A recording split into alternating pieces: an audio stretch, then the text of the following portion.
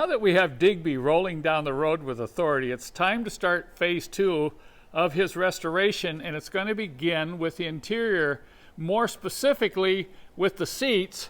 I'm going to have Ryan explain to you why we're going to start with the seats first. So this week I drove Digby up to the cabin and it's running awesome, but there was one thing that was a total pain in my rear end, and it was the seats. The seats are, you know, they're worse for the wear, they're faded, but most importantly, they're broken down. I mean, there's just no support in this foam left. So I told Ken, I said, man, we got to do something. Just driving it is great until you sit down. So we're actually going to do something about the seats now. I have more than enough videos on how to pull the seats out of these W123, so I'm not going to spend the time doing that here, but we're going to get in here and we're going to pull these seats out. We have another set of used seats out of another car, and we're going to look closely at the track assemblies, determine what tracks we want, get everything lubricated, and when we come back, I'm going to show you these other seats that are going in here that are a lot more comfortable. Well, we thought getting these seats out was going to be a piece of cake, because the other seats in the other car actually came out quite quickly. So I guess it is time to do a video, because we got a problem that shows up every now and then, and these bolts in the back, the nut plate gets rusty and it breaks free and it just spins and spins. You know, Ryan got a wrench on that thing and it's just gonna spin and spin. And if this should happen to you, the only way to fix this is to grind the head of the bolt off and get a good used nut plate out of another car, because you cannot get to the back side to really get a hold of the nut plate in this situation. Due to the limited space to work with in here, I found that a straight die grinder with a small cutoff wheel works the best. And we're going to move that back and forth and cut the head right off that bolt.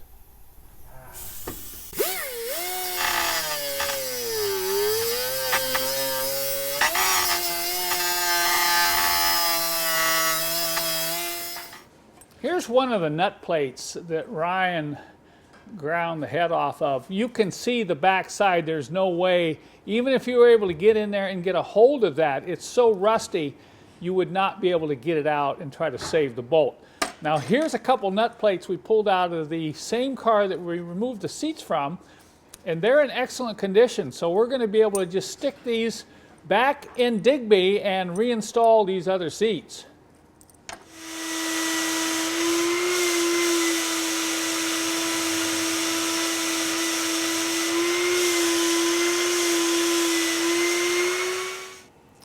These are the seats that we're going to install in Digby, and it's not as if they don't need any work. They do. And so hopefully between both sets of seats, we'll come up with one good pair that have really nice trim pieces and good nets for the back of the seats. Look at this, was broken.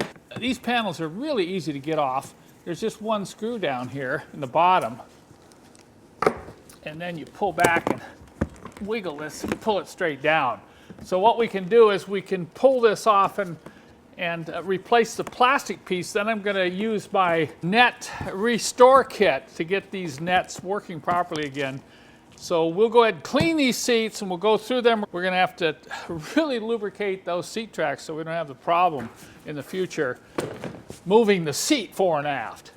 When we got ready to put in Digby's seats, we realized we were going to have to lubricate the tracks. I mean, almost every 123 I see today has tracks that don't move. In fact, we had a really hard time getting the seats out. We had to use 2 people to get the right seat to ramp up forward enough to get to those rear bolts. So I want to show you a couple things about lubricating these tracks. You know, I've already got the other seats in the car, but this is another seat. And we're going to show you one of the tricks that we use. You'll find many times these tracks will not even move when you get the seat out and turn it upside down. And the first thing you want to do is get the springs off. You need to get the springs off so you release the tension on these tracks that ramp the seat up and down. The best way to do that is use a pair of vice grips to get a hold of it. Just be a little careful. We're going to get both springs off. And then we're going to have to pull up on that, or push down, whichever way you're looking at it, on that side lever to release the lock. so that we can get these two tracks that you see here moving. Now, Ryan's going to try one track first. You can see he's pushing down on that lever. All right. Now go ahead and see if you can get that track to move. Yeah, okay, that one's moving. Yeah. That's a good sign, right? Yeah. Now we can get in there and lubricate it. Try the other track. Can you get the other track to move? No. No, that's stuck. Frozen, yeah. All right, so now we're going to show you how we get a track moving. You've got to get the track moving, unstuck, and then start spraying in lubricant. Now the lubricant I use is a synthetic spray lubricant. I'm a big fan of synthetic spray lubricants. This is Blaster Multimax. So this is my lubrication of choice for Mercedes seat tracks. When getting a stock seat track to move, if you have a helper, it really helps, because you need to have someone like Ryan here holding down on that locking lever. And what I'm going to do is use this is a copper-faced hammer. You want a soft-faced hammer. You don't want to be beating on this and denting this all up. But this old copper-faced hammer works good. We're going to hammer the track, literally hammer it with a heavy hammer in order to get it to move. Okay, you've got it pulled down. Yep. So I'll start tapping here. And then I'll tap here. Now I'm going to take the lubricant and we'll tip the seat up. And we're going to spray the lubricant right down where the ball bearings are, and we'll let that gravity move that lubricant down. Okay, set it back down. You can see what I'm working on. Go ahead and pull that lever down as soon as you can. Okay, what I'm working on is being able to get this track to move by hand. If I can't get it to move by hand, then you're going to have to keep working it with a hammer.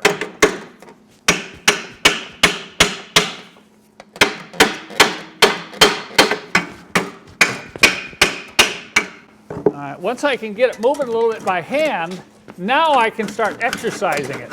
So I'm just going to exercise this track a little bit, then we'll tip it up the other way, spray more lubricant in it. Once we get both these tracks lubricated and moving, then we'll move on to this long track here, which is your adjustment for the seat fore and aft. Now I'm going to take you into the car, into Digby, where we just finished the seats, and I'm going to show you how well they work once you get these babies lubricated. All right, you guys, so we've got the seat in, and I can't believe it. This is single-handedly one of the best upgrades that we've done to Digby as far as the driving experience goes. You know, I've been in a number of 123s, and I've never had that full adjustment because they're always not lubricated enough. They're stuck. I mean, there's so many different things that you just kind of live with because you love the car. But to have a solid seat with full adjustment is amazing. I mean, I've got the full range of movement smoothly front to back. I've got the ramp adjustment here. I can sit higher, I can sit lower. I mean, this thing is just, it's phenomenal. I'm absolutely floored at how much of a difference this is to actually be able to sit here and enjoy sitting here and driving and all the hard work that we've put into this car. So that being said, I want to encourage all of you to go out and lubricate your seat because this is so easily preventable. It's not hard to lubricate, but it's just something that goes by the wayside. If you just take a couple minutes to go do it, it really makes such a huge difference as far as the enjoyment of driving, you know, a car like this. It's just amazing the difference. In some ways, I find this kind of amusing because in over 80% of the 123s I look in that back window at the back seats, this is what you see. The back of the front seats, even on cars that are fairly well maintained. Now, I know some of you are going to say, hey, Kent, this isn't important. You know, it's the mechanical stuff that's important. But this is just one small item that's very easy to fix that can really make the car more pleasurable to look at and to use because you can actually store things back here. So I'm going to ask you, point blank, would you rather have this in your 123 or would you rather see this when you open up the rear door? You know, there you go. You got a nice new bungee. You can slip some maps in there, some ice scraper, some gloves, whatever. But that's an easy repair. And I've got a kit that I sell on my website. It's called the Net Back Seat Repair Kit. It's very inexpensive. And this is something you can do yourself and do both seats, you know, in an afternoon. I don't want to see any more ugly rear back seats anymore, okay? Let's get these babies fixed.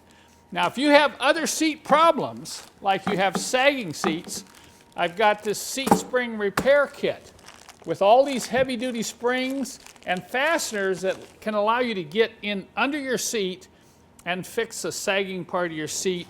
We have different types of foam that we can send with these kits to help you kind of reinforce the foam. And then, of course, if you've never worked on the seats, I have a front seat repair manual for these cars. Takes you through getting the seat out, repairing a lot of things that you'll find wrong with these seats, including knobs, levers, pulls, whatever.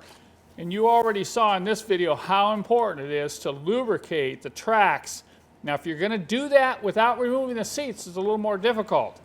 You can spray the lubricant down in there and work the track, but it's much easier to remove the seats and thoroughly lubricate those track assemblies with it up on the bench. So there you go.